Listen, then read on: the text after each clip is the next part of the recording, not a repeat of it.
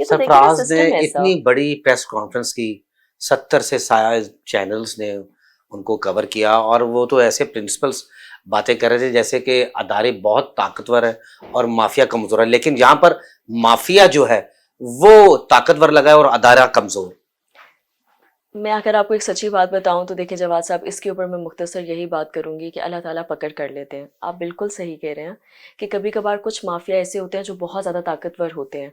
और चले ये तो साथ के एवज सब लोगों की, उन लोगों की हकीकत सामने आ गई। पता नहीं और कितने लोग होंगे जिनके पास ये वसाइल नहीं होंगे। अब हर कोई ब्लॉगर तो नहीं होता, हर किसी के 9 मिलियन फॉलोवर्स तो नहीं होते, हर किसी को बिग ब्रदर की रसाई तो नहीं होती है। देर बिग आर ब्रदर, इसका मतलब बिग ब्रदर जब साथ से मिलते हैं तो साथ की आपसे मुलाकात भी हुई, बात भी हुई, कोर्ट्स में बात होती थी, तो साथ ने डिस्कस किया था बिग ब्रदर के बारे में आपसे? मैं पहले पुरानी बात ज़रा ख़त्म कर लूँ। So there are a lot of people जिनके साथ बेसिकली इस तरह के मामलात होते हैं, लेकिन अगेन उन चीज़ों को सामने लिया जाता है।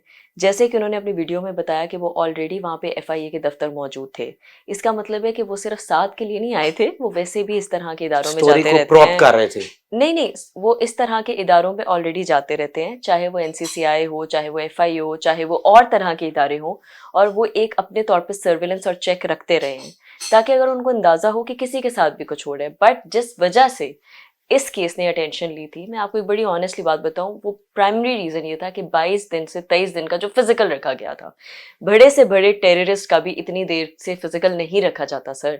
और ये तो वो जराइम जो मैंने अभी आपको बताए हैं, इनकी तो सबसे ज़्यादा 1-2 की सज़ा 7 साल है और फाइन, और जो मिनिमम सज़ा है वो 3 से 6 महीने, जो 3 महीने वो ऑलरेडी काट आए हुए हैं। और जब हमने हाई कोर्ट में इनकी बेल भी आर्ग्यू की थी जस्टिस शहराम सरवर साहब के आगे, तो उन्होंने भी यही, उनको भी हमने यही बात बताई थी, सुप्रीम कोर्ट की जजमेंट्स पेश की थी, जिसमें कोर्ट ने ये बात कही है कि जो नॉन प्रोहिबिटरी क्लॉजेज में क्राइम्स फॉल इन कर सक रहे हों, जैसे कि मर्डर या इस तरह की चीज़ें नहीं, लेकिन जिनकी सजाएं कम है, उनमें आपके पास बेल एज ए राइट आपके पास अवेलेबल होता है। बट ये कोर्ट की डिस्क्रेशन है कि वो आपको कब अलाउ करे और कब नहीं करे, लेकिन आप सीख कर सकते हैं। तो हेंस मुद्दा इसमें यह आता है कि अटेंशन जो इस केस को मिली वो यहाँ से मिली जब 22 से 23 दिन रिमांड में रखा गया था।